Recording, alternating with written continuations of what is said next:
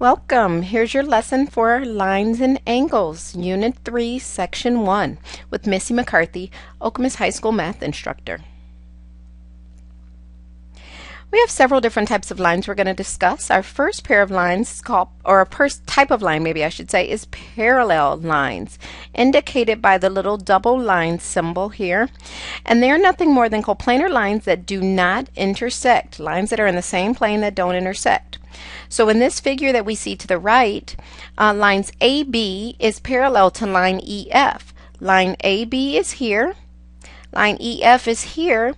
They're in the same plane and they are parallel, and we indicate that they are parallel by putting these little angle or these little arrow marks on the lines to show that they're parallel. Also, lines EG and FH are also parallel. EG is here and FH is here, and again we have the double arrow indicator that those lines are coplanar and do not intersect, so they are parallel. Another type of line that we can have are perpendicular lines, indicated by this upside down T symbol, and that means that the lines intersect at a 90-degree angle. So in the diagram that we have here, lines AB and AE are perpendicular. AB is here, AE is here, and it's indicated that they intersect to form a right angle by this little square in the corner. Another set of perpendicular lines would be lines EG and line GH. You cannot assume that lines are perpendicular unless they have that little mark in the corner. Skew lines are non-coplanar lines and they don't intersect. So they're not parallel because their parallel lines are coplanar. These are non-coplanar lines that do not intersect.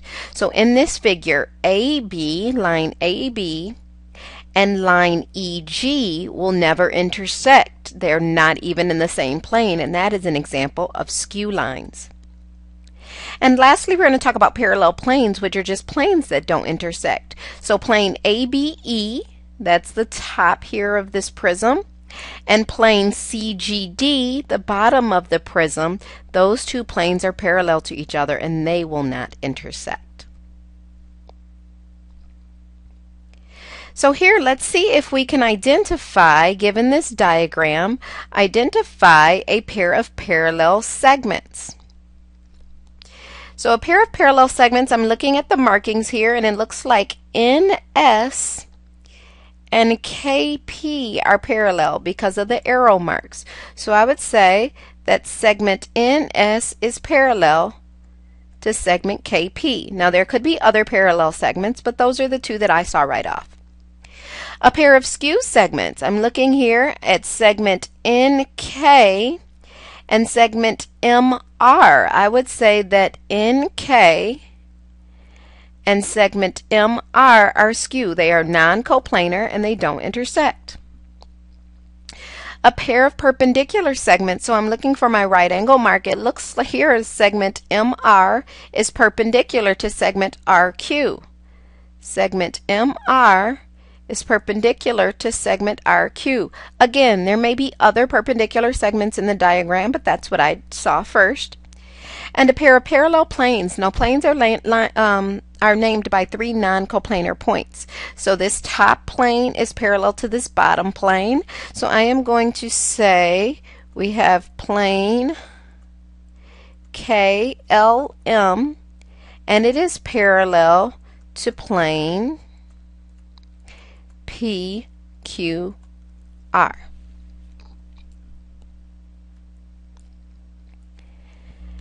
Now here we're just going to talk about what happens when you have lines intersecting, and we're going to give the definition of a couple terms and the angles that are formed. So here a transversal is a line that intersects two coplanar lines at two different points. So our two coplanar lines would be line R and line S. And then line T is what we call our transversal. Now you can see the interior of lines R and S here in red, the exterior of line R and the exterior of line S here in blue, and then the transversal intersects at two different points, forming all different kinds of angles here. 1, 2, 3, 4, 5, 6, 7, and 8. So two lines with the transversal actually forms 8 different angles. Now here are the different types of angle pairs that are formed. One type of angle is corresponding angles, and corresponding angles lie on the same side of the transversal and the same side of lines R and S. So a set of corresponding angles would be 1 and 5. Also, 2 and 6 are corresponding, 3 and 7 are corresponding, and 4 and 8 are corresponding. Alternate interior angles are non-adjacent angles that lie on opposite sides of the transversal and between the lines or on the interior. So 3 and 6 are alternate interior, opposite sides of the transversal and on the interior of lines R and S. 4 and 5 are also alternate interior on opposite sides of the transversal and on the interior of lines R and S. We have alternate exterior, which is just what you would think it is. Opposite sides of the transversal, that's where the word alternate comes in, but on the exterior of lines R and S. So 1 and 8 are examples of alternate exterior, as well as 2 and 7. And then we have same side interior, which are on the same side of the transversal and on the interior of R and S. So 3 and 5 are same side interior, and 4 and 6 are also same side interior angles. So here, let's see if we can find pairs of angles based on what we just talked about in the previous slide. We need to look for a pair of corresponding angles. So corresponding angles would be same side of the transversal, but one on the interior and one on the exterior. So my pair of corresponding angles would be 1 and 5. Now that doesn't mean that's the only pair. There are actually 3 other pairs of corresponding angles. That's just the first pair I saw. Alternate interior angles, opposite sides of the transversal on the interior of the two lines, so 4 and 6. Alternate exterior, opposite sides of the transversal, but on the exterior, so I'm going to go with 2 and 8. And same side interior would be on the same side of the transversal and on the interior, so I'm going to go with 3 and 6.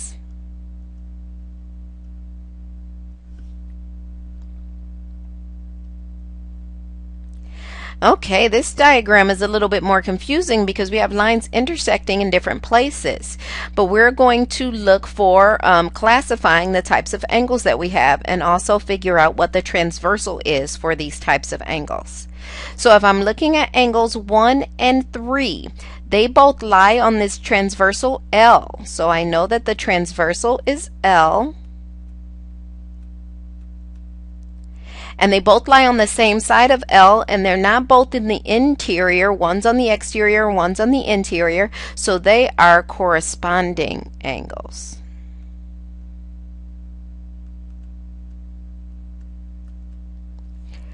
Now if I look at 2 and 6, 2 and 6 have N as their transversal.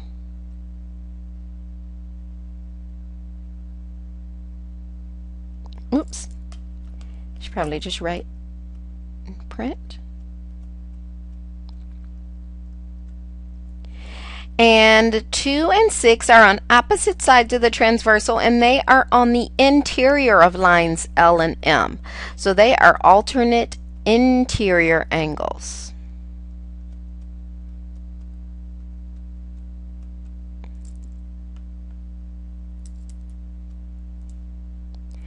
Now I'm looking at angles 4 and 6. Angle 4 is here, angle 6 is here, their transversal here is M.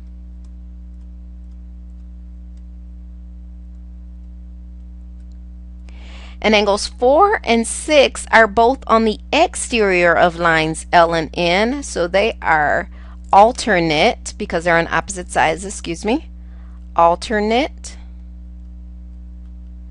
exterior angles. And that's it for our angle pairs that are formed by lines and transversals.